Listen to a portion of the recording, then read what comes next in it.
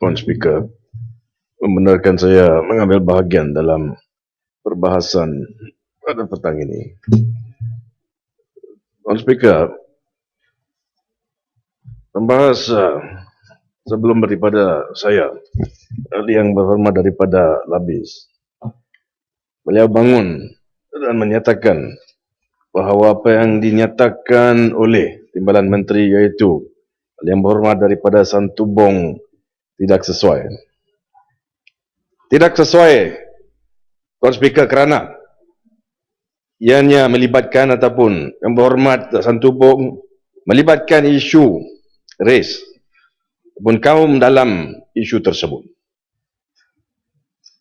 Tuan Speaker, saya rasa kecewa kerana kita lihat parti MCA tidak boleh pakai Tuan Speaker, kedudukan mereka di dalam Barisan Nasional untuk menuntut supaya Timbalan Menteri tersebut itu menarik balik kenyataan beliau. Yang berhormat daripada Labis menyatakan bahawa beliau tidak setuju. Itu bagus. Tapi tidak lama daripada saat ini, baru saja dikeluarkan satu kenyataan oleh Sekretari Jeneral MCA. Beliau menyatakan bahawa tidak ada keperluan untuk Timbalan Speaker itu meminta maaf. Timbalan Menteri. Timbalan Menteri. Dulu Timbalan Speaker. Itu masalah dia. Tapi Timbalan Speaker daripada Beluran tak ada masalah. Saya ingat Santubong sahaja. Tapi ini perkara serius, Tuan Speaker. Di dalam Dewan menyatakan sesuatu. Di luar Dewan pula berpendirian lain. MCA patut menunjukkan bahawa mereka berani. Mereka berani untuk meminta supaya Timbalan Menteri ini menarik balik kenyataan beliau. Mana boleh seorang Timbalan Menteri, Tuan Speaker, membuat keputusan atau kesimpulan sebegitu. Oleh kerana report-report polis berkaitan dengan statutory rape, merogol di bawah umur, persentage dia ataupun persentage yang berkurangan, ini bermakna bahawa sesuatu kaum itu menerima. Menerima. Ya, saya akan bagi. Menerima. Mereka menerima. They accept. Perhaps they accept.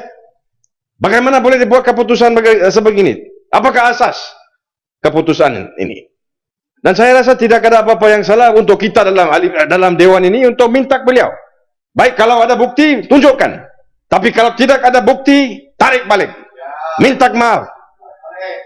Kenapa boleh kita biarkan? Bagaimana kita boleh biarkan supaya beliau meneruskan sebegini? Tuan Speaker, bukan saja beliau. Ini satu. Sebelum daripada ini, kita lihat bagaimana Menteri Dalam Negeri. Menteri Dalam Negeri menyatakan apa? Beliau menyatakan bahawa kalau seseorang itu ugut untuk pukul seseorang, itu tidak menjadi satu kesalahan. A threat. Criminal intimidation. Section 506 dalam kanun keseksaan kita. Cukup jelas. Kesalahan yang serius. Tapi masalah dia, Tuan Speaker, adalah ini. Mereka, itu yang berhormat ini, kedua-dua mereka daripada Kementerian Dalam Negeri. Kementerian yang cukup kuat. Kalau kita nak meyakinkan negara ini bahawa kita ada menteri-menteri dan timbalan menteri yang boleh memperbaiki keadaan, khususnya keadaan berkaitan dengan jenayah. Patut kita ada menteri-menteri dan timbalan menteri yang mempunyai kaliber, yang tahu undang-undang, yang tidak membuat kenyataan sedemikian, yang memalukan kerajaan, memalukan Malaysia. Dan Tuan Speaker, bila kita sebut, kita tanya, kita beritahu kepada mereka. Bila kita bawa kepada perhatian yang berhormat ini, jelas bahawa apa yang mereka katakan tersebut itu adalah tidak betul. Mereka tidak tarik balik. Terus menyatakan bahawa apa yang mereka katakan itu adalah benar. Jadi Tuan Speaker, saya di sini meminta supaya saya rasa yang patut mengambil tanggungjawab berkenaan dengan semua ini adalah Yang Amat Berhormat Perdana Menteri. Kerana beliaulah yang membuat keputusan untuk melantik menteri-menteri dan timbalan menteri. Jadi saya nak tahu daripada Yang Amat Berhormat Pekan, adakah beliau setuju dengan apa yang disebut oleh Yang Berhormat Santubong? Adakah beliau setuju dengan apa yang disebut oleh Yang Berhormat daripada Yang Berhormat Menteri Dalam Negeri? Tuan Speaker, saya berikan kepada Labis. Terima kasih kepada Yang Berhormat. Soalan saya kepada Yang Berhormat adalah kerana Yang Berhormat begitu berprinsip. Saya berharap Yang Berhormat juga begitu berprinsip untuk memastikan bahawa Yang Berhormat Hulu Renjang menarik balik kenyataan beliau apabila beliau yang mengatakan bahawa, atau Rantau Panjang ke? Yang Rantau Panjang kan? Yang mengatakan bahawa pakaian yang tidak senonoh merupakan one of the reasons for sexual crime, dan juga kenyataan yang dikeluarkan oleh Tok Guru Nik Aziz dalam video klip yang telah disebarkan itu, sama ada Yang Berhormat juga bersetuju dengan kenyataan begitu. Dari segi kenyataan timbalan menteri itu memang tidak wajar, dan saya tahu rakyat akan menilai akhirnya pada pilihan raya. Terima kasih. Sila.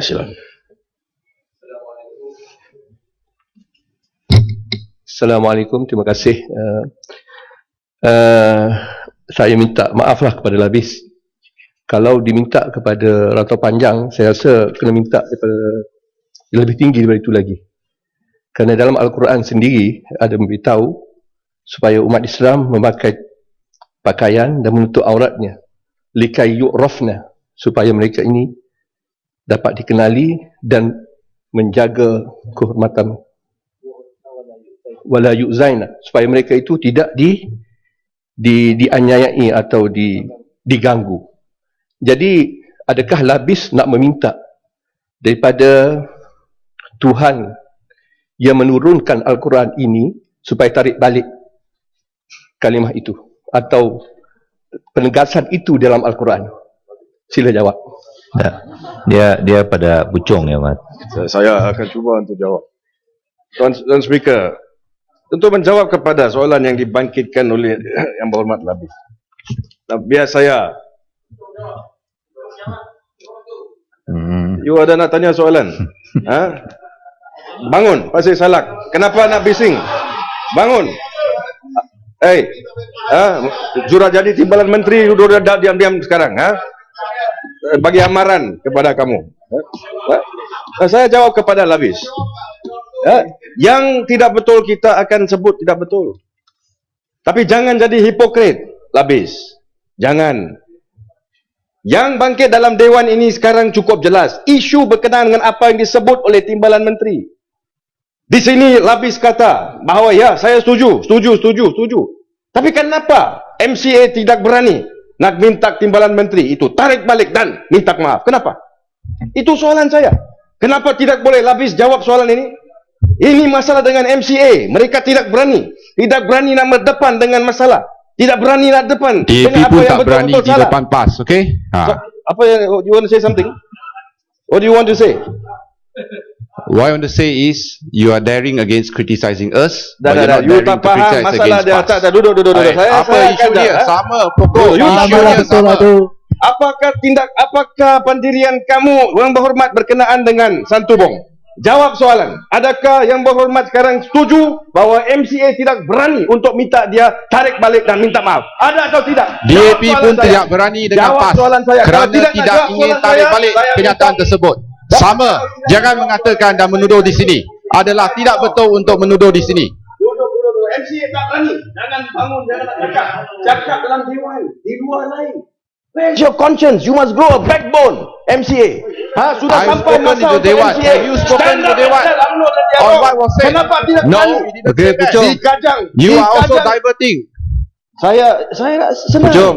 Di Kajang sama juga. Kota tinggi, Bang. Pucung, Di Kajang. boleh saya tanya soalan? Tunggu, duduk. Tanya, saya nak bagus cakap boleh? Saya nak deal dengan Labis ini, dengan MCA. You duduk dulu. Terima kasih, duduk. Okey, bagi saya cakap nanti Saya tak nak bagi. Lepas ni bagi saya Saya cakap. tak nak bagi. Oh, takut Faham ke? bahasa Malaysia?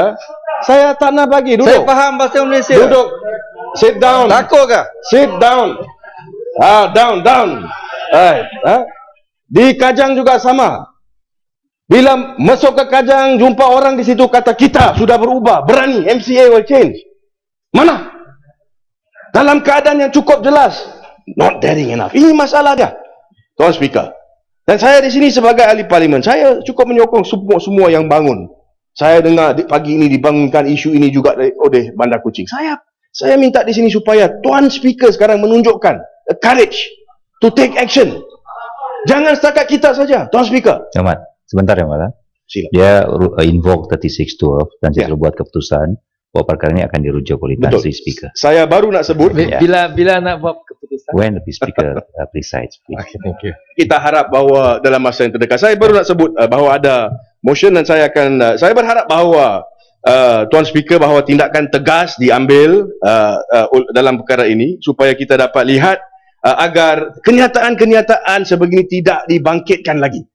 Ya, tidak dibangkitkan, tidak ada asas memalukan kementerian.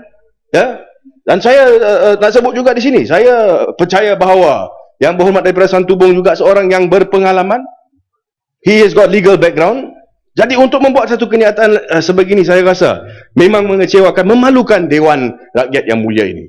Tuan Speaker, saya nak membangkitkan isu berkenaan dengan hukuman mandatory gantung sampai mati.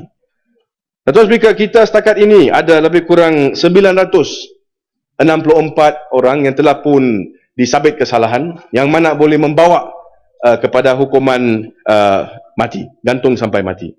Saya difahamkan menurut rekod yang dikeluarkan oleh Dewan yang mulia ini bahawa setakat ini 441 orang yang telah pun digantung sampai mati. Tuan Speaker, tahun lalu Tuan Speaker saya bangkitkan perkara ini di mana saya minta supaya Menteri dalam Jabatan Perdana Menteri boleh memberi pengesahan sama ada ataupun tidak kerajaan berhasrat untuk menimbang semula undang-undang mandatory yang memerlukan hukuman gantung sampai mati. Ini dilakukan oleh Singapura. Dan kita lihat bahawa Singapura telah pun sekarang meminda akta-akta, khususnya akta yang membawa hukuman ini, di mana mereka sekarang membenarkan discretion ataupun budi bicara digunakan dalam isu gantung sampai mati.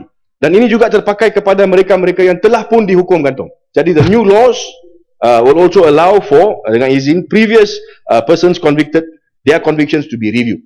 Nah, isu yang berbangkit, Tuan Speaker, adalah ini. Dalam sesi yang lalu, bila saya tanya dalam Dewan ini, saya diberitahu bahawa kerajaan tidak berhasrat untuk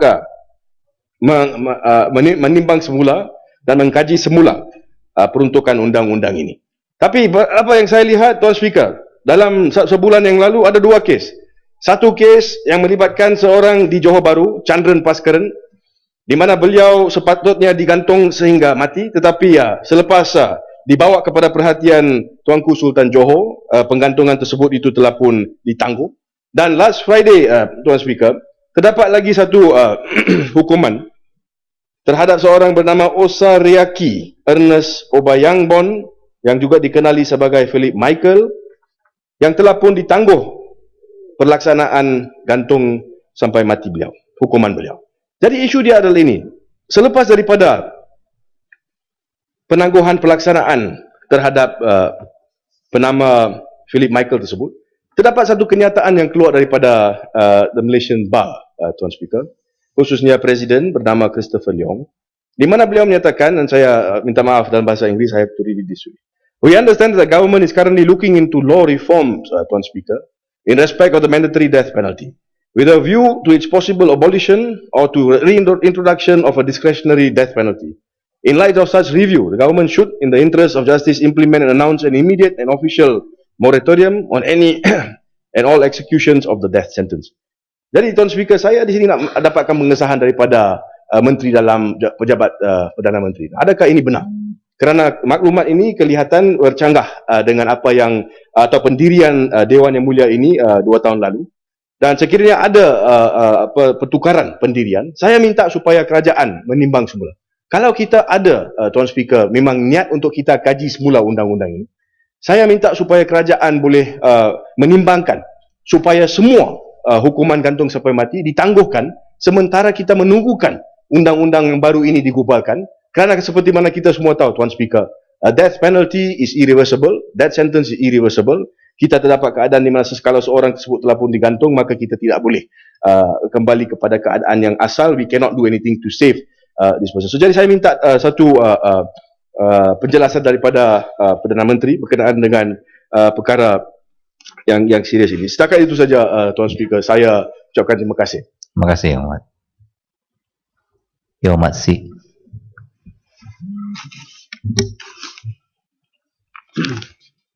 Terima kasih Yang Dipertua. Assalamualaikum warahmatullahi wabarakatuh. Alhamdulillah. Mic terlalu jauh, Yang Hormat. Assalamualaikum warahmatullahi wabarakatuh. Alhamdulillahi rabbil alamin.